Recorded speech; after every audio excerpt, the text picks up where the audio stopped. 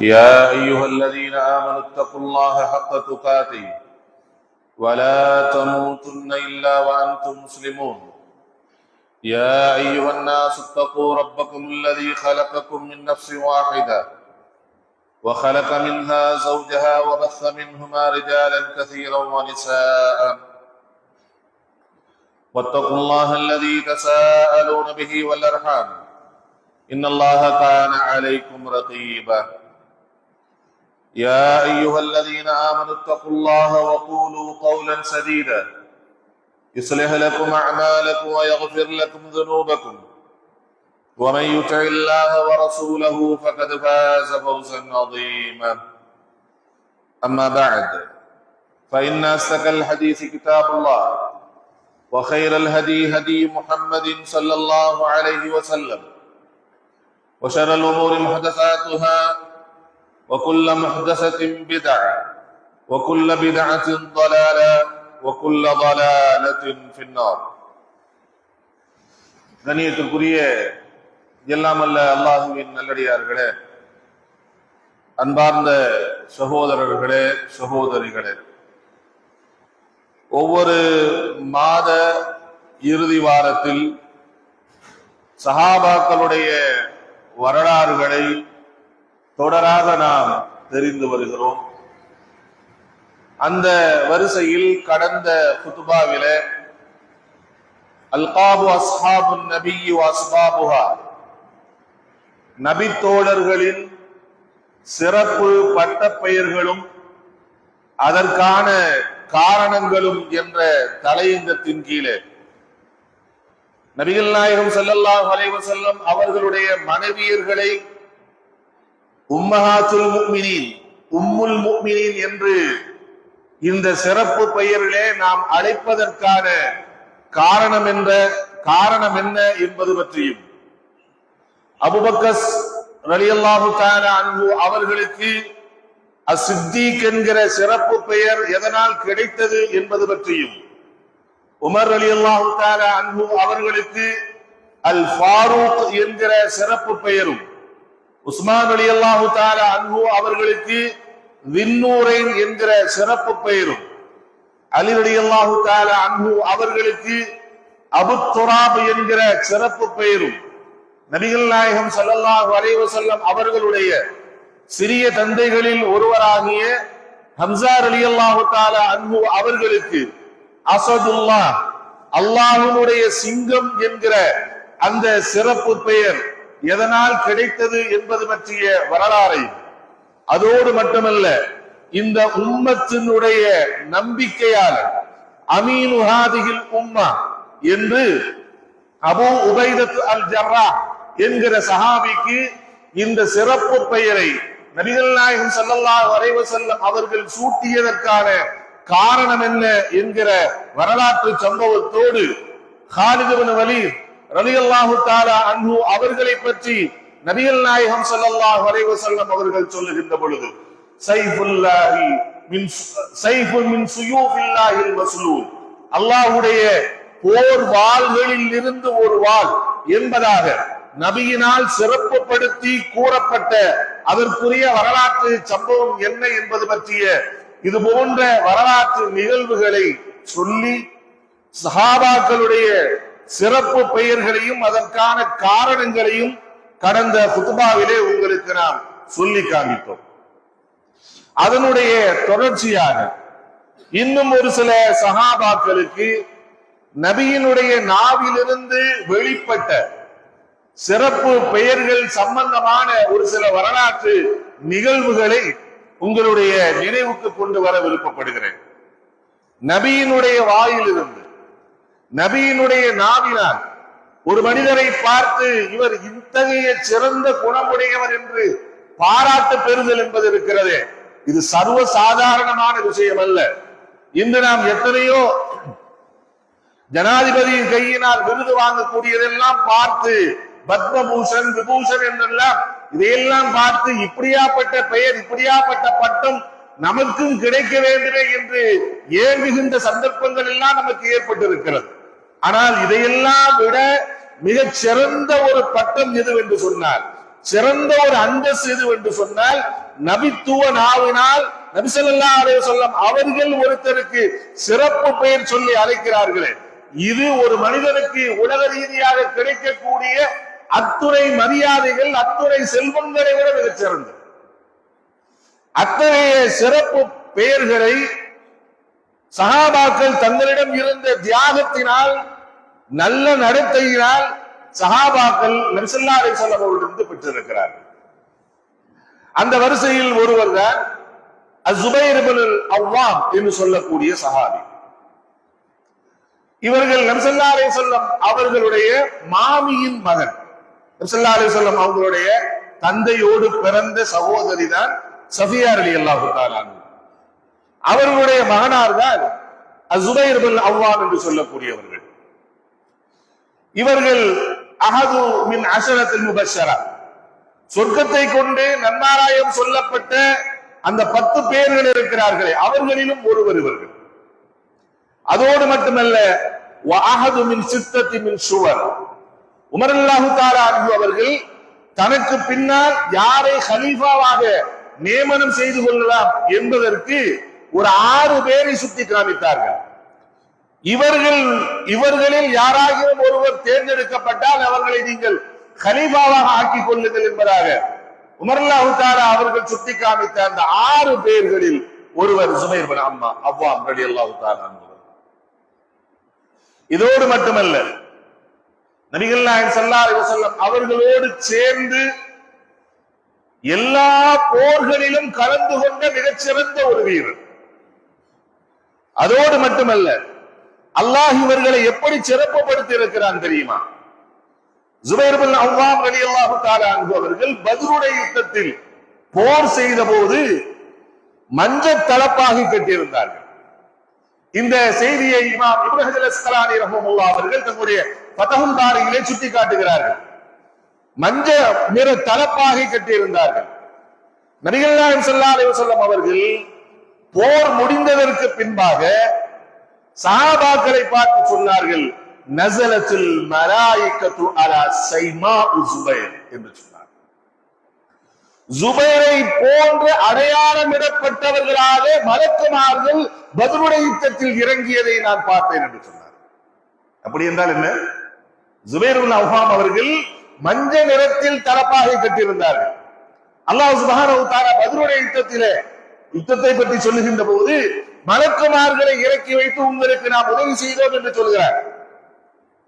அவ்வாறு இறங்கிய அந்த மலக்குமார்கள் அலா ஸைமா ஸுபைர், ஸுபைர் அவர்கள் என்ன அடையாளத்தோடு அந்த தலப்பாகை கட்டியிருந்தார்களோ அந்த அடையாளத்துடன் மலக்குமார்கள் இறங்கினார்கள் என்று நபிகள் நாயகம் ஸல்லல்லாஹு அலைஹி வஸல்லம் அவர்கள் சொல்லி காமித்திருக்கிறார்கள். அல்லாஹ் அவர்களை அப்படி சிறப்புப்படுத்தி இருக்கிறார். இவ்வளவு சிறப்பு வாய்ந்த ஸுபைர் இப்னு அவ்வாம் ரலியல்லாஹு தஆலா அன்ஹு அவர்களுக்கு இந்த சிறப்பே போதும். இதை விட சிறப்பெல்லாம் ஒன்று தேவையில்லை. ஆனால் இதையெல்லாம் தாண்டி நபியினுடைய நாவினால் அவர்களுக்கு ஒரு சிறப்பு பெயர் வழங்கப்பட்டிருக்கிறது, ஹவாரி என்று சொல்லியிருக்கிறார். என்னுடைய சிறப்பு பாதுகாவலர் இவர்தான் என்று சொல்லியிருக்கிறார். எந்த சஹாபிக்கும் சொல்லாத ஒரு மிகச் சிறந்த ஒரு பட்டப்பெயரை ஸுபைர் இப்னு அவ்வாம் அவர்களுக்கு நபி ஸல்லல்லாஹு அலைஹி வஸல்லம் அவர்கள் கொடுத்திருக்கிறார்கள். ஹவாரி என்று சொன்னால் என்ன? இஹ்லாஸோடு ஒருவருக்கு உதவி செய்து அவரோடு நெருக்கமாக இருக்கக்கூடியவர்கள், இவர்களுக்குத்தான் ஹவாரி என்று சொல்வார்கள். அல்லாஹ் சுப்ஹானஹு வ தஆலா குர்ஆனிலே ஈசா அலைஹிஸ்ஸலாத்து வஸலாம் அவர்களுடைய வரலாறை பற்றி அல்லாஹ் குறிப்பிடுகின்ற போது ஹவாரியின்கள் அவர்களுக்கு இருந்ததாக அல்லாஹ் குறிப்பிடுகிறார். நபி ஸல்லல்லாஹு அலைஹி வஸல்லம் அவர்கள் தனக்கு சொல்றாங்க, ஹவாரி, என்னுடைய ஹவாரி யார் தெரியுமா? ஸுபைர் தான் என்று சொன்னார். இந்த பட்டத்தை, இந்த சிறப்பு பெயரை நபிகள் நாயகம் ஸல்லல்லாஹு அலைஹி வஸல்லம் அவர்கள் எப்பொழுது அவர்களுக்கு சூட்டினார்கள் என்று சொன்னார். கந்தகுடைய யுத்தம், மதீனாவில் இருந்து மதீனாவில் இருந்த சஹாபாக்களுக்கு மத்தியில நிறைய குழப்பங்களை ஏற்படுத்தி கொண்டிருந்த யூதர்களில் ஒரு பகுதியினரை நபி ஸல்லல்லாஹு அலைஹி வஸல்லம் அவர்கள் மதீனாவை விட்டு வெளியேற்றி விட்டார்கள். கந்தகுடைய யுத்தம் நடப்பதற்கு இதுதான் முதல் காரணம். வெளியேறிய அவர்கள் குறைஷிகளை சந்தித்து பனு கத்ஃபான் என்கிற கூட்டத்தை அழைத்துக் கொண்டு யாரெல்லாம் நபியை அழைக்கிறார்களோ, எதிரியாக நினைத்தார்களோ அத்தனை பேரையும் அழைத்துக் கொண்டு கிட்டத்தட்ட 10,000க்கு மேற்பட்ட மக்களை ஒன்று திரட்டி நபியை சஹாபாக்களையும் அழிப்பதற்காக வேண்டி வந்த நேரத்தில் தான் மதீனாவை சுற்றி அகழ் தோண்டிய போர் என்பது நடந்தது. இதுல என்ன விஷயம் என்று சொன்னால், வெளியிலிருந்து வருகின்ற எதிரிகள் மதீனாவுக்குள் வராமல் தடுப்பதற்காக வேண்டி மிகப்பெரிய சிரமத்தோடு ஒரு பெரிய அகழ் தோண்டப்பட்டது. எவ்வளவு பெரிய அகழ் என்று சொன்னால், ஒரு அரபு குதிரை வேகமாக வந்து அந்த அகலை தாண்டி விடக்கூடாது, அந்த அளவுக்கு அகலமான, அதே நேரத்தில் கீழே விழுந்தாலும் எகிரி குறித்து மேல வந்துடக்கூடாது, அந்த மாதிரி ஆழமான மதீனாவை சுற்றி ஒரு மிகப்பெரிய அளவுக்கு கந்தக் தோண்டப்பட்டது. அந்த வரலாறு என்பது மிகப்பெரிய ஒரு வரலாறு, தியாக வரலாறு. அப்ப எதிரிகள் உள்ள வராம இருக்கிறதுக்கு ஒரு பெரிய தடையை நபி ஸல்லல்லாஹு அலைஹி வஸல்லம் ஏற்படுத்தி இருந்தார்கள். ஆனால் மதீனாவுக்குள்ள இருந்தே இன்னொரு வகையான ஒரு எதிர்ப்பு கிளம்ப ஆரம்பித்திருந்தது. பனு குறைலா என்கிற யூதர்களில் ஒரு பகுதியினர் அந்த நேரத்தில் என்ன செய்யறாங்கன்னா, மதீனாவில் தான் இருந்தாங்க. இவங்க என்ன செய்யறாங்கன்னா, அங்க இருக்கக்கூடிய குறைஷிகளுக்கு உள்ள இருந்துகிட்டே சப்போர்ட் பண்றாங்க. அங்கிருந்து வந்திருக்கக்கூடிய யூதர்களுக்கு உள்ள இருந்துகிட்டே சப்போர்ட் பண்றாங்க. இந்த ஹஜாத்தை, இந்த ஏமாற்றத்தை நபி ஸல்லல்லாஹு அலைஹி வஸல்லம் அவர்கள் எதிர்பார்க்கவில்லை. இது நடந்துச்சு. அப்ப அங்க பெண்கள் விடப்பட்டிருக்கிறார்கள். மதீனா சிட்டிக்குள்ள, மதீனாவுடைய ஊருக்குள்ள பெண்கள் விடப்பட்டிருக்கிறார்கள், சிறுவர்கள் விடப்பட்டிருக்கிறார்கள், வயோதிகர்கள் இருக்கிறார்கள். அப்ப எதிரிகளாக இருக்கக்கூடிய அந்த பனு குறைலாவின் மூலமாக இஸ்லாமிய பெண்களுக்கும் சிறார்களுக்கும் இஸ்லாமியர்களுடைய சொத்துக்களுக்கும் ஏதும் சேதங்கள் ஏற்பட்டு விடுவதற்கான வாய்ப்பு நிறைய இருந்துச்சு. அப்ப இங்க பாக்குறதா அங்க பாக்குறதா, இந்த நிலைமையில் தான் அல்லாஹ் சுப்ஹானஹு வ தஆலா இந்த நிகழ்வை குர்ஆன்ல மிக தெளிவாக சொல்லி காட்டுகிறார். வெளியிலிருந்தும் ஒரு கூட்டம், உள்ளிலிருந்தும் ஒரு கூட்டம் உங்களை தாக்குவதற்காக வந்த போது அந்த துக்கம் உங்களை தொண்டையை அடைத்தது என்று சொல்கிறார். அவ்வளவு பெரிய ஒரு நெருக்கடி கந்தக்குடி யுத்தத்தில் இருந்தது.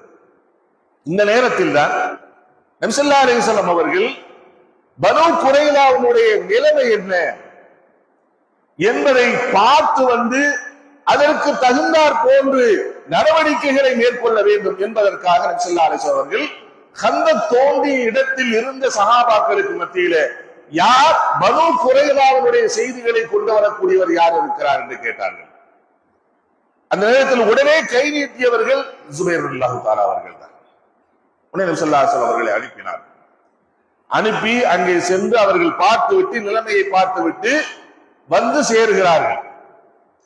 மீண்டும் என்ன செய்யறாங்கன்னா, ஒரு நிலைமை, ஒரு இக்கட்டு ஏற்படுகிறது. இப்ப போய் பனு குறைலாவுடைய நிலைமையை பார்த்து வருவதற்கு உங்களில் யார் தயாராக இருக்கிறார் என்று கேட்டார்கள். அந்த நேரத்திலும் ஜுபைர் ரலியல்லாஹு தஆலா அவர்கள் தான் கையை உயர்த்தினார்கள். இப்படி 3 முறைகள் நடந்திருக்கு. கடைசி அல்லாஹ் சுப்ஹானஹு வ தஆலா கந்தக்குக்கு வெளியில் இருந்தவர்களை அல்லாஹ் அவர்களது கண்ணுக்கு பார்க்க முடியாத ஜுனூதை கொண்டு அவர்களை விரட்டி அடித்தோம் என்று அல்லாஹ் சொல்கிறார். மிகப்பெரிய சூறாவளி காற்றை அனுப்பி வைத்து அவர்கள் போட்டிருந்த டெண்டுகளை எல்லாம் பிச்சு புடுங்க வச்சு உயிர் தப்பினால் போதும் என்று ஓட வைத்தான் அல்லாஹ் சுப்ஹானஹு வ தஆலா. அது வேறு. அதே போன்றுதான் இங்கே பனு குறைலாவுடைய சூழ்ச்சியும் முறியடிக்கப்பட்டது. கந்தக்குடி யுத்தத்திலே அல்லாஹ் சுப்ஹானஹு வ தஆலா இஸ்லாமியர்களுக்கு போரே புரியாமல் அல்லாஹ் வெற்றியை கொடுத்தார். அந்த வெற்றிக்கான காரணங்களில் ஒருவர், உள்ளிருந்து வருகிற சூழ்ச்சிகளை அறிந்து வந்து தக்க நடவடிக்கைகள் எடுப்பதற்கான காரணியாக இருந்தவர்கள் ஜுபைர் ரலியல்லாஹு தஆலா.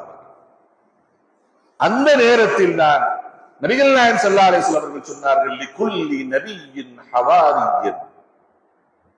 அல்லாஹ் இந்த உலகத்தில் அனுப்பிய ஒவ்வொரு நபிமார்களுக்கும் அவருக்கு உச்சதோழராக இருந்து எல்லா வகையிலும் பாதுகாப்பு அளிக்கக்கூடிய ஹவாரியின்கள் இருந்திருக்கிறார்கள். ஹவாரிyi, எனது பாதுகாவலர், என்னுடைய உச்சத்தோழர், எனக்கு மிக நெருக்கமானவர் யார் என்று சொன்னால் இந்த ஜுபைர் தான் என்பதாக நபிகள் நாயகம் ஸல்லல்லாஹு அலைஹி வஸல்லம் அவர்கள் இந்த கந்தக்குடி யுத்தத்திலே சொல்லி காமித்திருக்கிறார். அதற்கு பின்பாக ஜுபைர் ரலியல்லாஹு தஆலா அவர்கள் ஹவாரியின் நபி, நபியினுடைய பாதுகாவலர் என்கிற அந்த பெயரினால் சஹாபாக்களாலும் பல சந்தர்ப்பங்களில் அழைக்கப்பட்டிருக்கிறார்கள். அல்லாஹ் அக்பர். இது சாதாரணமான விஷயம் அல்ல. அல்லாஹ் ஒரு நபியை இந்த உலகத்தில் தன் மார்க்கத்தை பரப்புவதற்காக நபியாக அனுப்பியிருக்கிறார். அந்த நபி சொல்கிறார், என்னுடைய பாதுகாவலர் சுபைர் என்பதாக சொல்கிறார் என்று சொன்னால் எவ்வளவு பெரிய ஒரு அந்தஸ்தை அல்லாஹ் அவர்களுக்கு கொடுத்திருக்கிறார் என்பதை உலக கடமைப்பட்டிருக்கிறோம். இதற்கடுத்து அம்மார் இப்னு யாசிர் ரலியல்லாஹு தஆலா அல்லாஹ் அக்பர். இவர்களது வரலாறை மட்டுமே தனிப்பட்ட முறையில் எடுத்து பேச முடியும். இவர்களது ஒட்டுமொத்த குடும்பமும் இஸ்லாத்திற்காக தங்களை தியாகம் செய்த குடும்பம். இஸ்லாத்தின் ஆரம்ப காலகட்டத்திலே இஸ்லாத்தை ஏற்றுக்கொண்டவர்கள். அப்துல்லா இப்னு மஸ்ஊத் ரலியல்லாஹு தஆலா அன்ஹு அவர்கள் அறிவிக்கக்கூடிய செய்தி, ஆரம்பத்தில் மக்காவிலே நான் முஸ்லீம் தான் என்று அந்த குறைஷிகளுக்கு மத்தியில் தங்களது இஸ்லாத்தை வெளிப்படுத்தியவர்கள் 7 பேர் மட்டும்தான். அந்த 7 பேர்ல யாரு? முதல்ல நபி ஸல்லல்லாஹு அலைஹி வஸல்லம் அவர்கள் தன்னை முஸ்லிம் என்றார்கள், தன்னை நபி என்றார்கள் அவர்கள். இரண்டாவது அபூபக்கர் சித்திக் ரலியல்லாஹு தஆலா. அதற்கடுத்து பார்த்தால் அம்மார் வ உம்முஹு, அம்மார் ரலியல்லாஹு தஆலா அவர்களும் அவர்களது தாயார் சுமையா ரலியல்லாஹு தஆலா அன்ஹா அவர்களும், பிலால் ரலியல்லாஹு தஆலா அன்ஹு அவர்களும், சுஹைப் இப்னு சினான் ரூமி அவர்களும், மிக்தாத் ரலியல்லாஹு தஆலா அன்ஹு அவர்களும், இந்த 7 பேர் தான் குறைஷிகளுக்கு மத்தியில் நான் இஸ்லாமியன், நான் ஒரு முஸ்லிம் என்பதை தங்களது இஸ்லாத்தை வெளிப்படுத்தியவர்கள். நபி ஸல்லல்லாஹு அலைஹி வஸல்லம் மறைச்சு வைத்து சொல்லியிருந்தார்கள். நிறைய பேர்களை உங்களுடைய தீனை நீங்கள் மறைத்து வைத்துக் கொள்ளுங்கள் என்று சொல்லப்பட்டவர்கள் நிறைய இருக்கிறாங்க. ஆனால் அந்த நேரத்தில் கூட தங்களது இஸ்லாத்தை வெளிப்படுத்தியவர்கள் இந்த 7 பேர். அதுல நபிகள் நாயகம் ஸல்லல்லாஹு அலைஹி வஸல்லம் அவர்கள் குறைஷிகளுடைய துன்பத்தை விட்டு அவர்களது பெரிய தகப்பனாரினால் பாதுகாக்கப்பட்டு விட்டார். அபூ தாலிப் சப்போர்ட்டிவா இருந்தாங்க, நபியை யாரும் நெருங்க முடியல. அபூபக்கர் சித்திக் ரலியல்லாஹு தஆலா அன்ஹு அவர்களுக்கு குறைஷிகளால் துன்பம் கொடுக்க முடியவில்லை. காரணம் என்னவென்றால் அபூபக்கர் சித்திக் ரலியல்லாஹு தஆலாவுடைய குடும்பம் பெருசு, அவர் ஒரு வசதியான குடும்பத்தை சார்ந்தவர்கள். எனவே அந்த குடும்பம் அவர்களை பாதுகாத்துக் கொண்டது. மீதம் 5 பேருமே இருக்கார்கள். இவர்கள் எல்லாம் அடிமைகள், ஏழைகள்.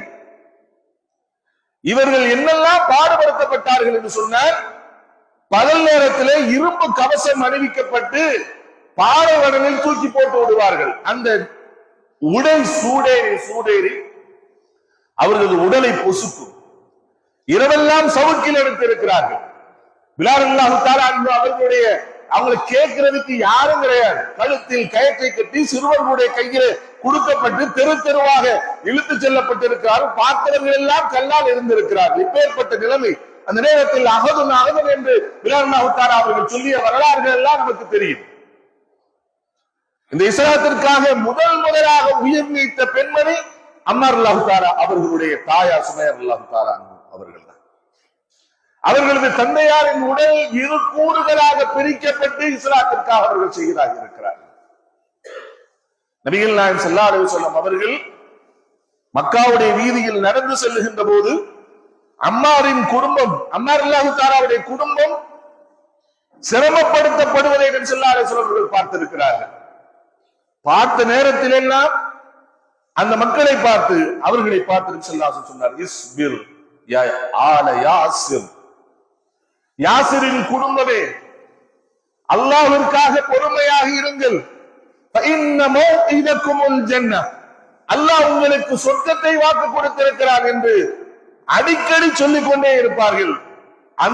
அந்த தஸ்லியத்தை, அந்த ஆறுதலை கொண்டவர்கள் மனம் பொறுத்திருக்கிறார்கள். அல்லாஹ் அக்பர். ஒரு நேரத்திலே அம்மார் ரலியல்லாஹு தஆலா அன்ஹு அவர்கள் நபிகள் நாயகம் ஸல்லல்லாஹு அலைஹி வஸல்லம் அவர்களை சந்திப்பதற்காக மறைந்து சென்ற நேரத்தில் மக்சூமியா குடும்பத்தை சார்ந்தவர்கள் அவர்களை பிடித்து வைத்து கேட்கிறது ஆள் இல்லதானே, கண்டவன்லாம் அடிப்பான். இதுதான் நிலைமை. நீ களிமா சொன்னால் தானே அவர்களுக்கு அடையாளம் தெரியும். எனவே யாருனாலும் குறைஷிகளில் இவர்தான் அடிப்பார், இவர் அடிக்க மாட்டார் இல்ல. அப்படியாப்பட்ட ஒரு நிலைமை மக்காவில் இருந்தது. மக்சூமியா கூட்டத்தை சம்பந்தமே இல்லை, இவர்களுக்கும் அவர்களுக்கு எந்த சம்பந்தமே இல்லை. ஆனா மக்சூமியா கூட்டத்தை சார்ந்தவர்கள் இவர்களை பிடித்து வைத்து அடிக்கிறார்கள். அடித்து என்ன சொல்றாங்கன்னா, நமது கடவுளை பெருமைப்படுத்தி சொல்லு நீ என்பதாக சொல்கிறார்கள். அமர் அல்லாஹ் தஆலா மறுக்கிறார்கள். இருந்தாலும் அவர்கள் கொடுத்த துன்பத்தை தாங்க முடியாமல் அந்த லாத் உஸ்ஸாவை பற்றி பெருமையான வார்த்தைகளை அமர் அல்லாஹ் தஆலா அவர்கள் என்ன செய்யறாங்க, சொல்றாங்க. சொல்லி முடித்து விட்டு சொன்ன உடனே விட்டுட்டாங்க. அழுதவர்களாக நபியை பார்க்க வருகிறார்கள். ரசூலுல்லாஹ் இப்படி நடந்து போச்சு, அல்லாஹ்வை மட்டும் புகழ வேண்டியிருந்த நாவிலே அந்த கடவுள்களை புகழுகின்ற ஒரு நிலைமை ஏற்பட்டு விட்டது என்பதாக சொன்ன நேரத்தில் நபி ஸல்லல்லாஹு அலைஹி வஸல்லம் சொன்னாங்க, அவ்வாறு நீ அந்த கடவுளை புகழுகின்ற போது உன் மனம் எப்படி இருந்தது என்று கேட்டார். உன் மனசு எப்படி இருந்துச்சு? முத்மஇன்னம் பில் ஈமான், நபியே என் உள்ளம் ஈமானால் நிறைந்துதான் இருந்தது, அதுல ஏதும் குறைவெல்லாம் ஏற்படவில்லை என்று சொன்னார்கள்.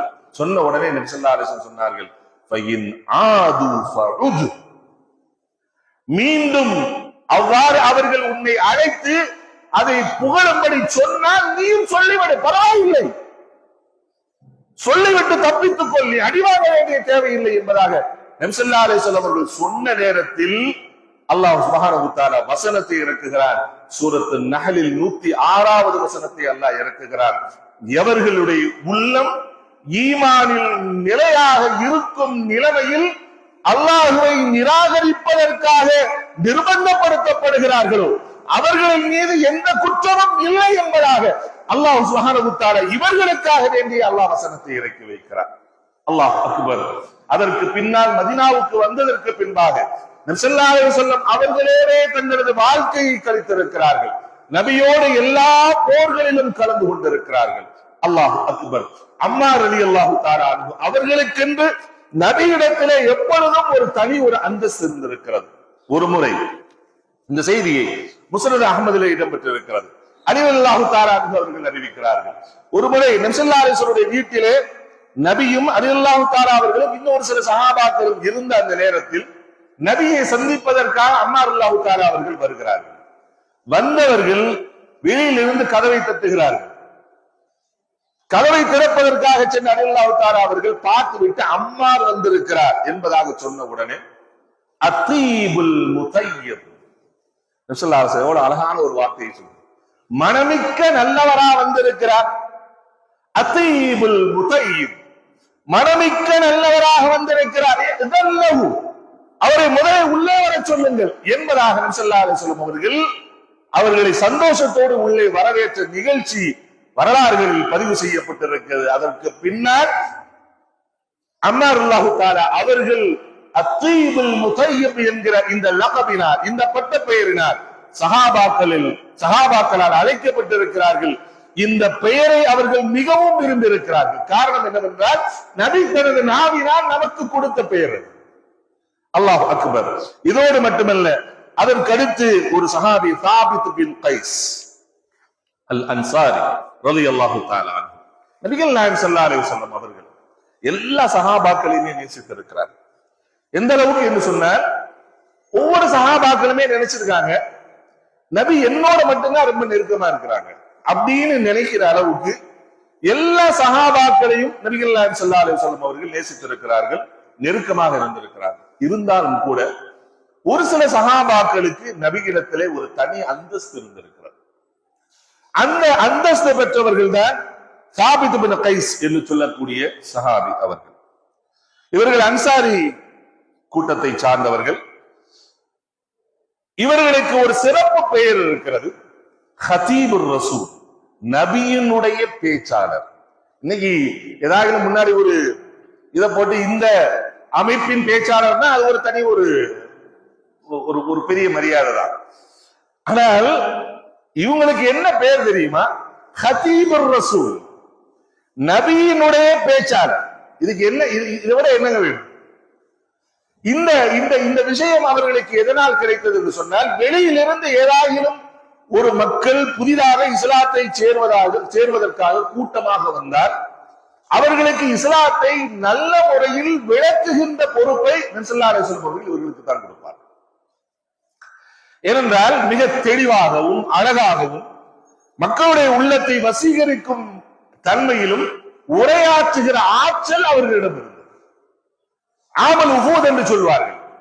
9வது வருடம், ஹிஜ்ரி 9வது வருடத்தை, அதாவது மக்கா வெற்றி கொண்டதற்கு பின்பாக இருந்த அந்த ஆண்டை ஆமல் உஹூத் என்று சொல்வார்கள். கூட்டம் கூட்டமாக இஸ்லாத்திற்குள் வந்த அந்த வருடம் எது சொன்ன அந்த 9வது வருடம் தான்.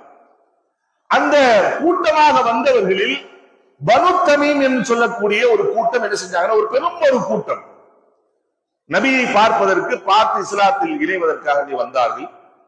வந்து மஸ்ஜித் நபவியிலே தங்கி இருக்கின்ற போது தங்களுடைய ஹதீபுகளை பற்றி அவர்கள் பேசுறாங்க.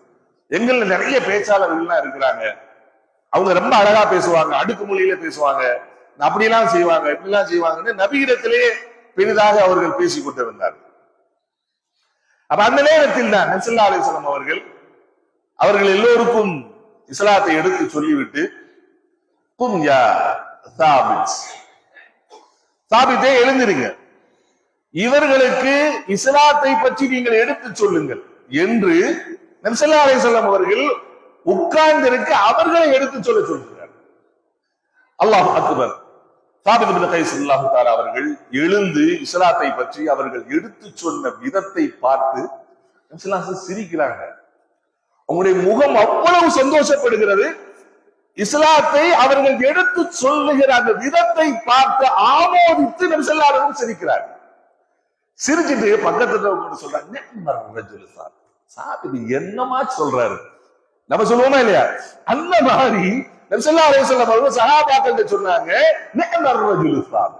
அழகாக இஸ்லாத்தை எடுத்திருக்கிறார், ரொம்ப அற்புதமான ஆள் என்பதாக நபிகள் நாயகம் ஸல்லல்லாஹு அலைஹி வஸல்லம் அவர்கள் சாபித் ரலியல்லாஹு தஆலா அவர்கள் பேச பேச பார்த்து சந்தோஷம் அடைந்து நபி ஸல்லல்லாஹு அலைஹி வஸல்லம் அவர்கள் சொன்னார்கள். அதனால் தான் அதற்கு பின்னால் எப்பொழுதும் அவர்களுக்கு ஒரு பெயர் இருந்திருக்கிறது, ஹதீபுர் ரசூல். நபி இருக்கின்ற பொழுதே எழுந்து அவர்கள் பேச வைத்திருக்கிறார். எனக்கு பதிலா நீங்க பேசுங்கன்னு பேச விட்டிருக்கிறாங்க. எனவே அவர்களுக்கு ஹதீபுர் ரசூல், நபியினுடைய பேச்சாளர் என்கிற சிறப்பு பெயர் அவர்களுக்கு இருந்திருக்கிற வரலாற்றில் இன்று வரைக்கும் அந்த பெயர் அவர்களுக்காக பதிவு செய்யப்பட்டிருப்பதை பார்க்கலாம். அதே போன்றுதான் எவ்வாறு நபிக்கு ஹதீபுர் ரசூல் என்று இருந்தார்களோ, ஷாயிர் ரசூல் என்று நபியினுடைய கவிதை வாசிப்பாளர் என்கிற ஒரு பெயரில் ஒரு சஹாபியும் இருந்திருக்கிறார்கள், ஹஸ்ஸான் இப்னு சாபித். இன்றைக்கெல்லாம் கவிதையினுடைய அந்த அந்த ஈடுபாடு என்பது ரொம்ப குறைஞ்சிருச்சு. ஒரு காலகட்டத்தில் கவிதைகளை கொண்டே என்ன செய்யணும், போர்கள் எல்லாம் நடந்திருக்குது, வாய்ப்போர்கள் எல்லாம். அதிலும் குறிப்பாக போர் நடக்கின்ற போது போர் வீரர்களுக்கு உற்சாகம் ஊட்டுவதற்காக வேண்டிய கவிதை முறையை கூறியவர்கள் போர்க்களத்திற்கு கொண்டு வரப்படுவார்கள். அவ்வாறு இஸ்லாமிய வீரர்களுக்கு உற்சாகம் ஊட்டுகின்ற விஷயத்தில் ஹஸ்ஸான் இப்னு சாபித் ரலியல்லாஹு தஆலா அன்ஹு அவர்கள் எப்பொழுதும் முதலிடத்தில் வகித்திருக்கிறார்கள். இதோடு மட்டுமல்ல, மஸ்ஜிதுன் நபவியில் நபிகள் நாயகம் ஸல்லல்லாஹு அலைஹி வஸல்லம் அவர்கள் ஒரு தனி ஒரு மின்பரை அமைத்து கொடுத்திருக்கிறார்கள். யாருக்கு? ஹஸ்ஸான் இப்னு சாபித் ரலியல்லாஹு தஆலா அவர்களுக்கு அமைத்து கொடுத்து விட்டு, இதில் ஏறி நீங்க அல்லாஹ்வை பற்றியும் ரசூலை பற்றியும் புகழ்ந்து மக்களிடத்தில் கவிதை படியுங்கள் என்பதாக சொல்லியிருக்கிறார்கள். யார் இஸ்லாத்துக்கு எதிராக கவிதை படித்திருக்கிறார்களோ அதற்கு இதிலிருந்து நீங்கள் பதில் கொடுங்கள் என்பதாக நபிகள் நாயகம் ஸல்லல்லாஹு அலைஹி வஸல்லம் சொல்லியிருக்கிறார்கள். உஹதுடைய போர்க்களத்தில் அதே போன்று அதற்கு பின்னால் நடந்த ஒரு போர்க்களத்திலே நபி ஸல்லல்லாஹு அலைஹி வஸல்லம் அவர்கள் ஹஸ்ஸானை பார்த்து சொன்னார்கள், அவர்கள் படிக்கின்ற கவிதைக்கு எதிராக ஹஸ்ஸானை நீங்கள் கவிதை படியுங்கள், அல்லாஹ் உங்களுக்கு ஜிப்ரீலை கொண்டு உங்களை அல்லாஹ் வலுப்படுத்துவாராக என்று நபிகள் நாயகம் ஸல்லல்லாஹு அலைஹி வஸல்லம் அவர்கள் ஹஸ்ஸான் இப்னு சாபித் ரலியல்லாஹு தஆலா அவர்களை பார்த்து கூறியிருக்கிறார்கள். எனவே அவர்களுக்கு ஒரு சிறப்பு பெயர் இருந்திருக்கிறது, ஷாயிர் ரசூல், நபியினுடைய கவிதையாளர் என்கிற பெயர் அவர்களுக்கு இருந்திருக்கிறது. இதே போன்று அல் பர்ரா இப்னு மாலிக் என்கிற ஒரு சஹாபி, ரொம்ப வசதியானவர்கள்லாம் இல்ல, ரொம்ப ஏழ்மையில் உள்ளவர்கள் தான். ஆனால் அவர்கள் ஏதாயினும் ஒன்றை அல்லாஹ்விடத்தில் கேட்டால் அதை அல்லாஹ் அப்படியே நடத்தி கொடுப்பார். நபி ஸல்லல்லாஹு அலைஹி வஸல்லம் அவர்கள் ஒரு தடவை சொல்லி காமித்தார்கள், கம்மின் அஷ்அத அக்பர தி திம்ரைன், எத்தனையோ பரட்டை தலையானவர்கள், தலைக்கு என்ன வைக்கிறது கூட அவங்களோட வசதி இல்லை. சரியான உடை உடுத்துவதற்கு கூட வசதி இல்லாதவர்கள், அவர்கள் இருப்பதற்கு கூட இடம் இல்லாதவர்கள். இத்தகைய எத்தனையோ மக்கள் லவ் அக்ஸம அலல்லாஹ், அல்லாஹ்வின் மீது சத்தியம் செய்த ஒரு விஷயத்தை அவர்கள் சொல்லிவிட்டால் அதை அல்லாஹ்வே நிறைவேற்றுவார். அல்லாஹ்வே நிறைவேற்றுவார்.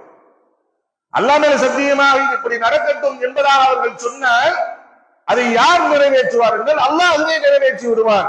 அப்பேற்பட்ட நல்ல மக்கள் இருக்கிறார்கள் என்று சொல்லிவிட்டு நபிகள் நாயகம் ஸல்லல்லாஹு அலைஹி வஸல்லம் சொன்னார்கள், மின்ஹும் அல் பர்ரா இப்னு மாலிக், மின்ஹும் அல் பர்ரா இப்னு மாலிக், அவர்களில் உள்ளவர்தான் இந்த பர்ரா இப்னு மாலிக் என்று சொல்லுகிற சஹாபி என்பதாக நபி ஸல்லல்லாஹு அலைஹி வஸல்லம் சொல்லி இருக்கிறார்கள். எனவே அவர்களுக்கு முஸ்தஜாபு துஆ, துஆவிற்கு பதிலளிக்கப்பட்டவர் என்கிற சிறப்பு பெயர் அவர்களுக்கு எப்பொழுதும் இருந்திருக்கிறது. காரணம், எப்பொழுதும் அவர்கள் அல்லாஹ்விடத்தில் ஒரு துஆவை செய்தால் அது அப்படியே நடந்து போயிருக்கிறது. பெரிய வரலாறுகள் எல்லாம் இருக்கிறது. இவருடைய வரலாறை நாம் எடுத்து பார்த்தால் ஒரு சில நேரங்களில் இவர்களை கோபப்படுத்தியவர்கள், இப்படியெல்லாம் நீ செய்து விடுவாயா, அப்படியெல்லாம் செய்து விடுவாயா என்று சவால் விட்டவர்களை பார்த்து இவர்கள் சொன்ன ஒரு சில வார்த்தைகள் அதே நொடிப்பொழுதே என்ன செய்தது நடந்திருக்கிறது என்கிற வரலாறுகள் நிறைய என்ன இருக்குன்னா இவர்களது வாழ்க்கையிலே நம்மால் பார்க்க முடியும். அன்பார்ந்த சகோதர சகோதரிகளே, இவர்களுக்கு முஸ்தஜாபு துஆ, முஸ்தஜாபு துஆ என்று சொன்னாலே அது யாரைத்தான் குறிக்கும் என்றால் பர்ரா இப்னு மாலிக் ரலியல்லாஹு தஆலா அவர்களைத்தான் குறிக்கும். இது போன்று நபியினுடைய நாவினால் சிறந்த பெயர் பெற்ற சஹாபாக்கள் இன்னும் இருக்கிறார்கள். அல்லாஹ் சுப்ஹானஹு வ தஆலா அந்த மக்களை பொருந்திக் கொண்டதை போன்று அல்லாஹ் நம்மையும் பொருந்திக் கொள்வானாக. பாரக்கல்லாஹு லனா வ லக்கும் ஃபில் குர்ஆனில் அஸீம் வ ரஃபஅனா இய்யாக பில் ஆயாத்தி வ ذிக்ரில் ஹகீம் இன்னஹு தஆலா ஜவாதுன் கரீம் வ ரഊஃபுர் ரஹீம் ரப்புல் ஹலீம்.